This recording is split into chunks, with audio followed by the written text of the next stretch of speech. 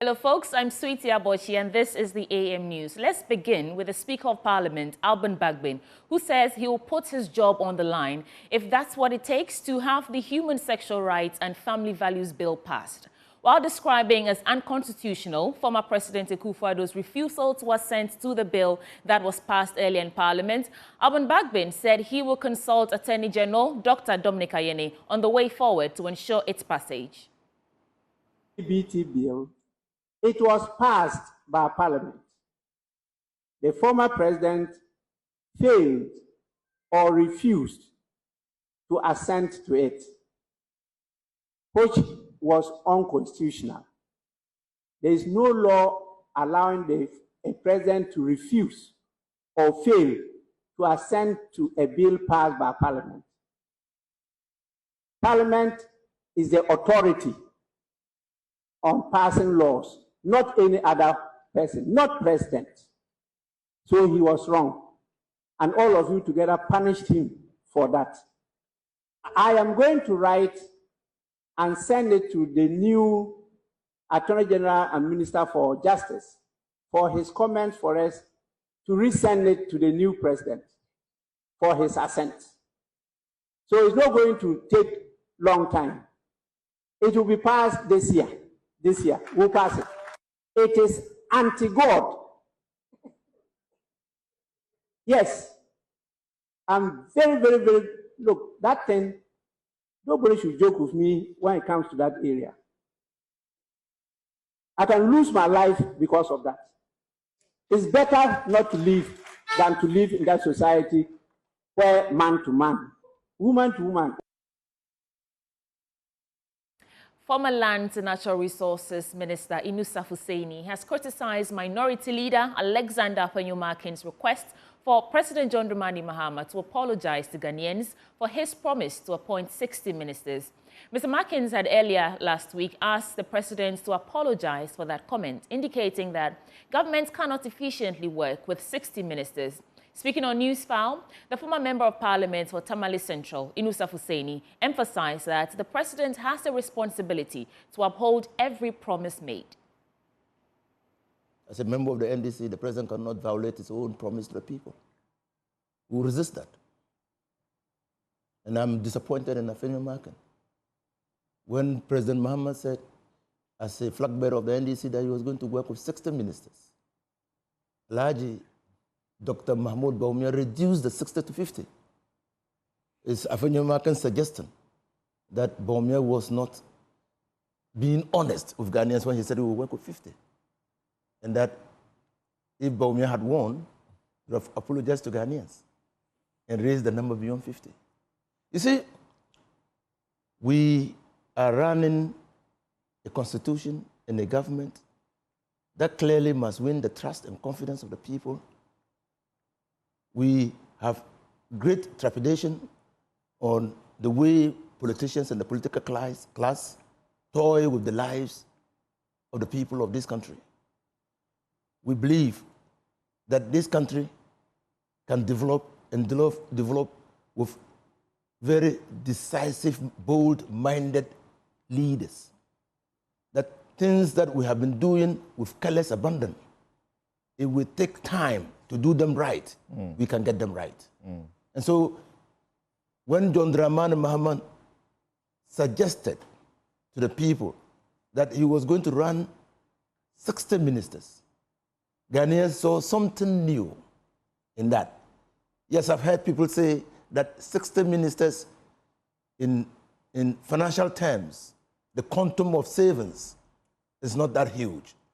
But when you escalate that to include what it will mean to the Ghanaians in terms of the desire of the president to cut out wastes, when you escalate that to our foreign partners, to see how recklessness and impunity is being controlled and checked by this, when you escalate that to deal with the issue of nepotism, you are working with 60.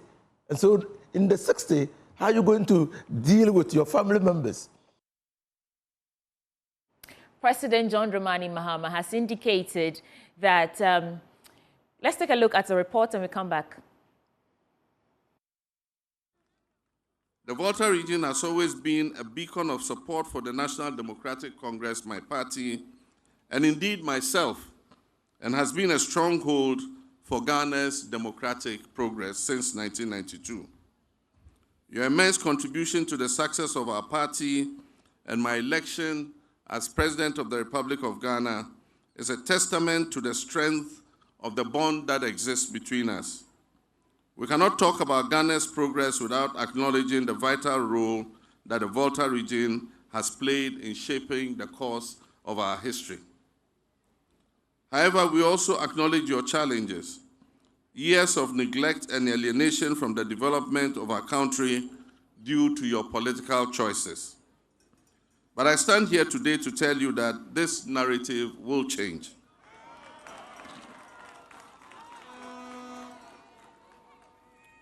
My visit this afternoon signals my commitment to ensuring that the Volta region receives its fair share of national development.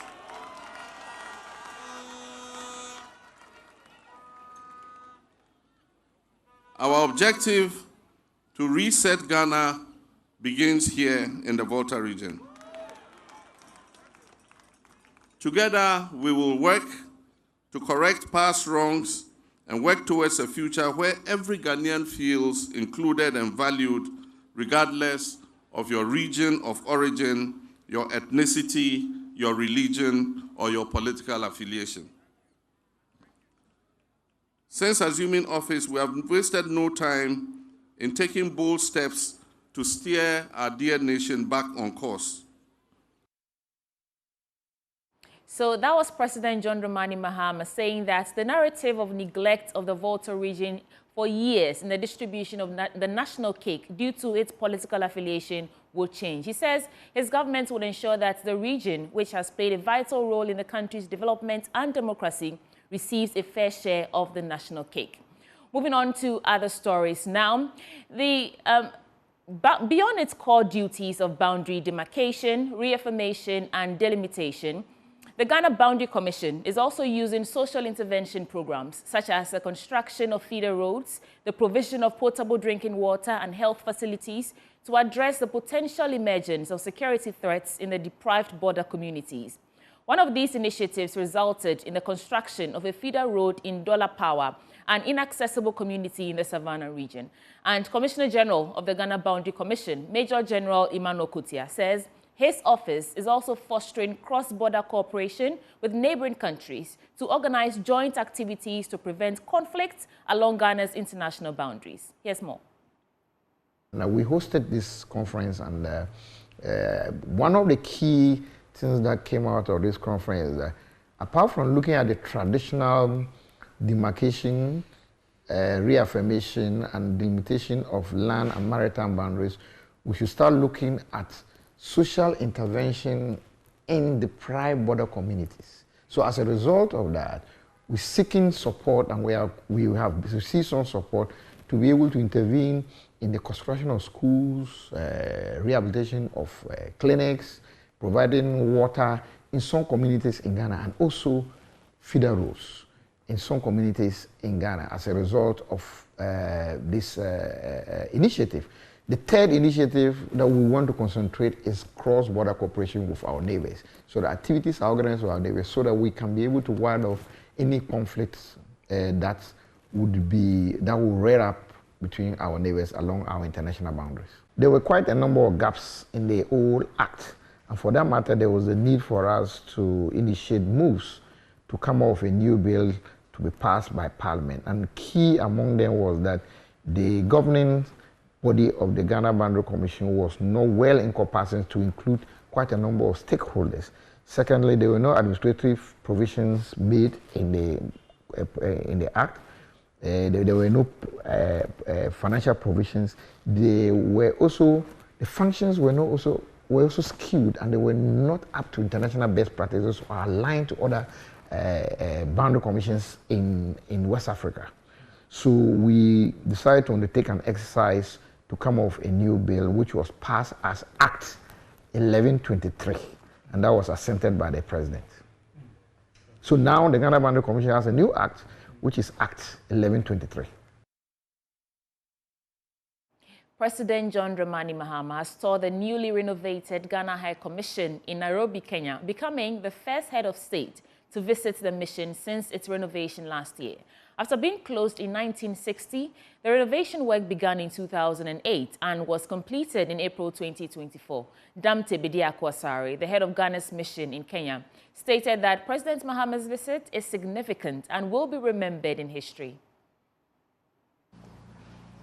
There's no higher honor for you to have your president visiting you in the first place.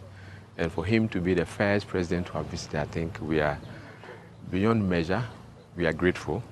We feel honored in that you should have your head of state to be the first person to have visited us. I think, as I said earlier, we moved into these facilities. This is the residence, as you could see there. We moved in May last year, and then we moved into to occupy the chancery also in April. So a few political leaders have come here, but this is the first time that we're having sitting president visiting the mission. So I say beyond measure, we are more than honored to have him visit us. We've had this property almost close to 4 acres. We've had it since the 60s, but we moved out. We closed down the mission in the early 80s and came back in 2008. By the time we returned to the mission, I think the facilities were essentially, literally not habitable.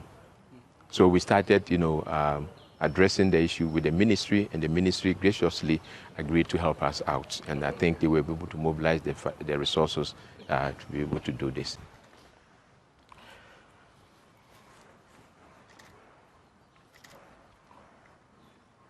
You good? Yeah. Away from that, 7 people have died in the Upper West region following an increase in cases of cerebrospinal meningitis. The region has recorded 19 suspected cases so far. The Deputy Regional Director of Health for the Upper West region, Dr. Collins Boateng-Dankwa, says the disease is prevalent in 6 municipalities and districts. He has assured the public that his team has sufficient logistics and vaccines to manage the situation. Rafiq Salam reports. Cerebrospinal meningitis, CSM, or simply called meningitis, is a severe infection that inflames the meninges, the protective membrane surrounding the brain and spinal cord. It occurs in various parts of the country, but more prevalent in the northern Gulf of the country, where they experience a long dry spell between October and March. The Upper West region lies on the CSM belt. On a yearly basis, several suspected, confirmed, and cases of mortality of the disease has always been recorded. This year is no exception, as the disease already has recorded 19 suspected cases and 6 deaths. Dr. Collins Boateng-Dankwa is the Deputy Upper West Regional Director of Health Services in charge of public health. We've recorded it in 6 districts, as I have said. We have 1 case being recorded at DBI. It's a suspect being suspected at DBI. Jirapa 2 cases, Lambusie 2, Nadoli Kaliu 7, Mandom Municipal 5, and then West 3. So these are what we have gotten now. But based on those that we have confirmed using the PCR, Nadoli Kaliu has been confirmed with 4, and then Nandom Municipal 3, and then West 1. These have been confirmed with the PCR. And then out of this, we have 6 deaths, 3 occurring at Nandom, and then 3 occurring at Nadoli. But with Nadoli, the later part of 2024, we recorded 1 death, which was around 30th December. So that makes it 4. But for this month, January. Dr. Collins Boateng-Dankwa spoke of the age range of the suspected cases of the disease. If you look at the age range of the deaths, or the age range of people who have died, is between 20 to 25 years. So, and these ages are when the issue is that when they get the headache or the neck pain, they think it's normal. Let's go and buy paracetamol and take. They will not resort to the hospital. For instance, when a child gets fever, the mother will quickly send him or her to the hospital. But with this age bracket, they normally think, oh, it's because of stress I'm getting headache, let me take para. So I want to tell them that this is not about normal headache, I'm going to take paracetamol. We plead with them. Once you get the headache and neck stiffness and you are in Upper West Region, kindly visit any nearby hospital. He also spoke of the two strains of the disease that health workers are battling with. So all the deaths that we have recorded now, or the cases we have recorded now, is only one case that the patient recorded the two, both Neisseria meningitis and Streptococcus pneumoniae, but all the other 5 cases were Streptococcus pneumoniae. And what I want the public to know is that with the Streptococcus pneumoniae, there is no vaccine for it. He averred that some of the deaths would have been averted if the victims had sought early treatment at a health facility or in a hospital. The region has prepared adequately. We have the logistics, we have the drugs, everything is available. So we don't see how or why people should sit when they have any of the symptoms I have mentioned, headache, neck stiffness, and then high-grade fever. Please just report to any nearby facility. Now, the more we suspect and then we take the sample early, that is when we are able to bring the disease down. Reporting for J News, Rafiq Salam. Wow. The trustee chair of the Rotary Foundation, Mark Daniel Maloney, has reaffirmed the organization's commitment to eradicating polio in Ghana, stating that it remains their #1 priority. At a news conference in Accra, Mr. Maloney highlighted the significant progress Ghana has made towards eliminating the disease, but emphasized the need for sustained efforts to achieve full eradication. The following report has more. In his remarks, Mark Maloney highlighted Rotary International's pivotal role in the global fight against polio through its partnership with the Global Polio Eradication Initiative. He noted that Ghana, as part of District 9104, has been a shining example of commitment and resilient, leveraging resources and local expertise to protect vulnerable populations from the debilitating effects of the disease. Our flagship program has been, is, and continues to be the eradication of polio. And we will, identifying some future flagship program, we are concerned will distract from the final goal of eradicating polio around the world. We are disappointed that we still have 2 countries in which wild virus polio is still endemic, and those countries are Afghanistan and Pakistan. District Governor of Rotary International Ghana, Florence Mami Hagan, urged the public to contribute their quota by helping Rotary to eradicate polio from the rest of the world. I urge you, I implore you to support Rotary by buying a ticket so that we can achieve our goals and make the communities that we serve better. They too have a chance to be able to enjoy the benefits of clean water, good education, good health. Right? For instance, we've spoken about polio and our aim to eradicate polio from the face of the earth. Ghana was certified polio-free in 2010, as far back as 2010. But there's still the need for advocacy. There's still the need to immunize, to make sure that whether it is the wild polio virus or the vaccine-derived polio virus, they are all eradicated. Polio is a highly contagious viral infection that can lead to paralysis, breathing problems, or even death. Let's get into our business update now with Benjamin Akapo. Welcome to Business. In our first story, energy strategist Dr. Yusuf Suleimana is backing the establishment of a 7-member committee mandated to present a sustainable roadmap to the privatization of the ECG and NETCO. The committee, chaired by former CEO of Bui Power Authority, Jabesh Emisa Arthur, was inaugurated on Friday the 24th by the Minister for Green Transition and Energy, This, Dr. Suleimana believes the constitution of the committee has the experience to deliver on a model which will improve efficiency and inject capital for expansion. He spoke to Joy News. We shouldn't even have been talking about privatization if we had gotten if we had gotten our acts right in terms of what is supposed to have been done. But you've seen that the inevitable has become inescapable so far as the distribution arm is concerned, so far as the entire power value chain is concerned. And I think the minister is spot on. ECG, or the distribution arm, has been the weak link. And if you don't get it right, the chances are that we'll not get the others right. And that's a fact, because it's the cash conduit that is supplying cash to all the generation and then the transmission. And so we haven't had other issues with IPPs yet, but it's still also on the horizon. So they are taking these proactive actions to ensure that we have a available cash pool, so that when IPPs come to knock at the door, we'll be able to, the sector should be able to sustain that. Now, two reasons, to directly answer your question, two reasons why we should do this. Number one, efficiency. And you've noticed that ECG for the past couple of, periods has been, experiencing huge amount of losses. I mean, a private businessman cannot run business, and you have up to 30 to 40% losses. I mean, it's not sustainable. That's number one. Efficiency is key. Number two, the private sector might come with a kind of capital injection.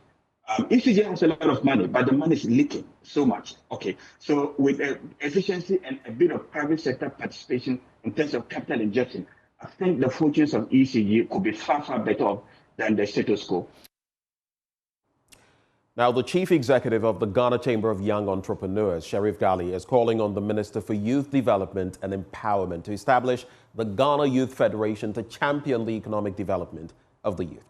The establishment of the federation is mandated by law under the National Youth Authority Act of 2016. However, not much has been done since the passage of the act. In an interview with Joy Business, Mr. Gali emphasized that the federation would consolidate the mandate of the existing youth agencies to achieve the needed economic development among the youth. Needs the Youth Federation. You see, we run a system where we tell the young people you are the leaders, but we are not empowered to lead. Nobody's giving us that way to really lead. Why am I saying this? In 2016, before the NDC left, they made the then National Youth Council to become National Youth Authority with the NYA Act 2016. And inside the act, it is mentioned by law that they should set up what is called the Youth Federation, which is supposed to be the amalgamation of all registered groups across Ghana. What that seeks to do is that it is going to give an independent voice for youth to be able to support our economic development. It's not supposed to be political. Yes, we have several agencies. We are talking about National Youth Authority, Youth Employment, NEIP, GEA, Maslok has a component of youth. Every other ministry, it's not only them, every other ministry have something on youth, even Ministry of Trade and Agriculture, now Agribiz, right? The point is that even having all of this, there is not that point where they all synchronize or they all coordinate their effort. That is why over the years we have been working on the National Youth Policy. And I want to tell you from today that that National Youth Policy is on the shelves. What the National Youth Policy seeks to do is that we identify the problems of the youth. And now we identify everybody that play a key role in the youth development and assign a certain responsibility to you. At the end of the day, the National Youth Authority mandate is to ensure that if there is anything under Ministry of Trade to do for youth, you are doing it.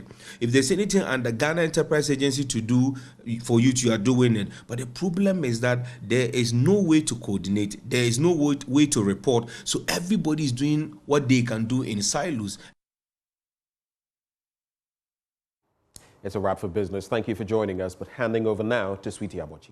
Thank you, Ben, for bringing us business updates. Now, that's a wrap for the AM News Bulletin on the AM show, and the news review comes up next. George AEC is former PRO for NADMO. Mohamed Mataglia is MP for Sisala East, and Anaya Chapim Jantwa is a presidential staffer. They join us to review the newspapers. Please stay.